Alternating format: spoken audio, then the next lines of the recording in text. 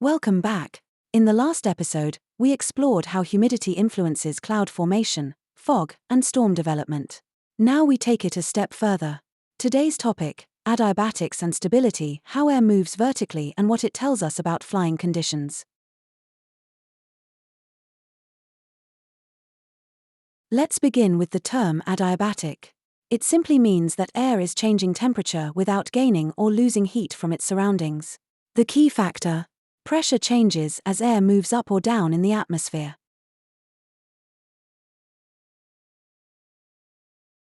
When air rises, it moves into lower pressure, expands, and cools. When air descends, it moves into higher pressure, compresses, and warms. These changes happen without exchanging heat with the surrounding air, so they're called adiabatic.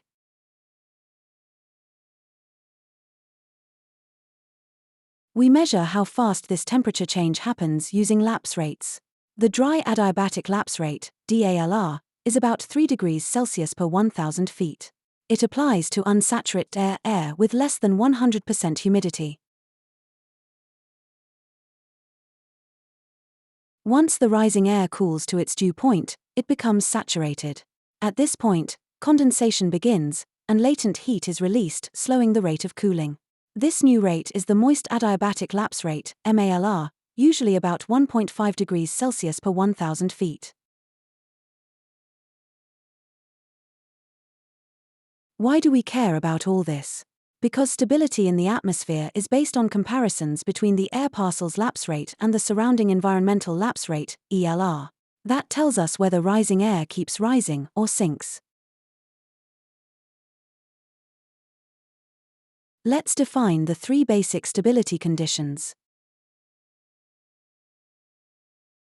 Stable: rising air cools faster than the surrounding air and sinks back down. Unstable: rising air stays warmer than the environment and keeps rising. Neutral: rising air cools at the same rate as the environment and just floats. In a stable atmosphere, vertical movement is suppressed. Expect smooth flying, stratiform clouds, and less turbulence. In an unstable atmosphere, rising air accelerates upward, leading to cumulus clouds, convection, and possible thunderstorms. Now let's apply this to flying. If you're climbing through a stable layer, you'll likely feel a smooth ride. But in an unstable layer, expect bumps, thermal currents, and cloud development, especially during hot afternoons or near terrain. Pilots also need to watch for inversions, a special case of stability. In an inversion, temperature increases with height. That means warm air sits above cooler air, blocking vertical motion. Inversions trap moisture and pollution near the ground, causing fog and haze. Inversions are common after sunset when the surface cools faster than the air above. Flying through them can bring wind shear or reduced visibility, especially during takeoff and landing. Morning flights often climb through a shallow inversion layer. Let's talk about conditional instability. This occurs when the atmosphere is stable for dry air but unstable for moist air. In this case, a rising air parcel starts stable, but once it becomes saturated, it becomes unstable and continues to rise.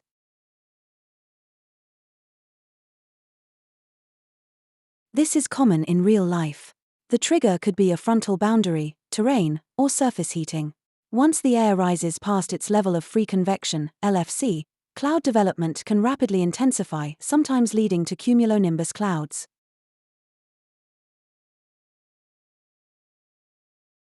We can visualize this with a skew-T diagram, which plots temperature, dew point, and lapse rates with height. If the environmental lapse rate lies between the dry and moist lapse rates, the atmosphere is conditionally unstable.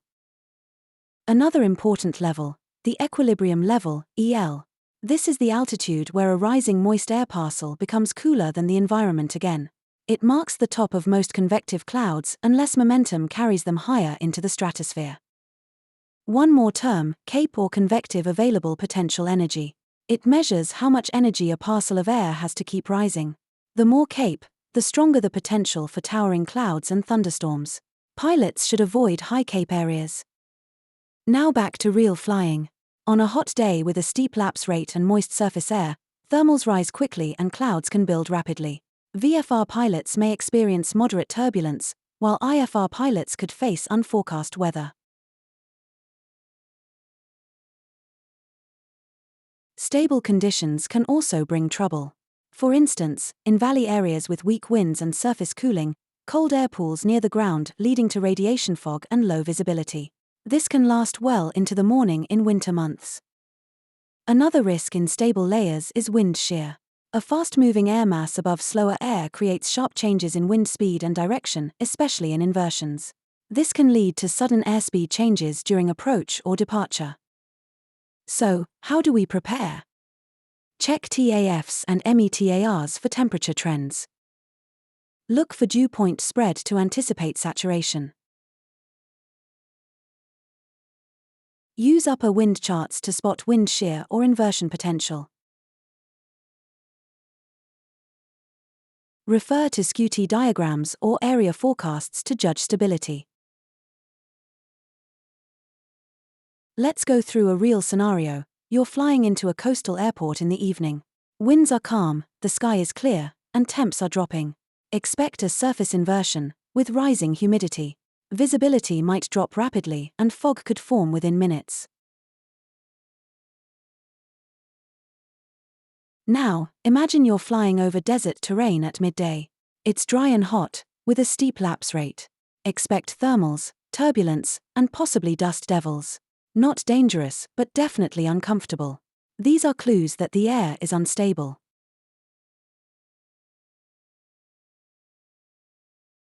And finally, let's tie this back to previous episodes. Temperature, humidity, and pressure work together to determine how air behaves. Adiabatic processes are the engine behind clouds, turbulence, fog, and stability. Let's recap. Adiabatic processes equals temperature changes due to pressure, not heat exchange. Dry and moist lapse rates help us understand rising air. Stability depends on comparing rising air with the surrounding environment. Inversions, conditional instability, and CAPE are key for flight planning. In the next episode, we'll continue with adiabatics and stability, Part 2, where we'll dig into real-world case studies, charts, and how to make smarter decisions based on stability data before every flight. See you in Meteorology number 17, Adiabatics and Stability, Part 2.